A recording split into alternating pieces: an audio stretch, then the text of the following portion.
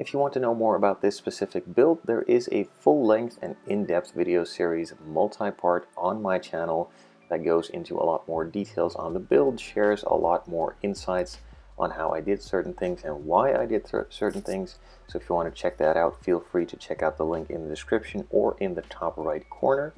And for all of the products used in this video, there will also be links in the description down below, so check those out as well. For now, that's it for me. This is just a recap of that build. I hope you enjoy this, and I'll see you next time.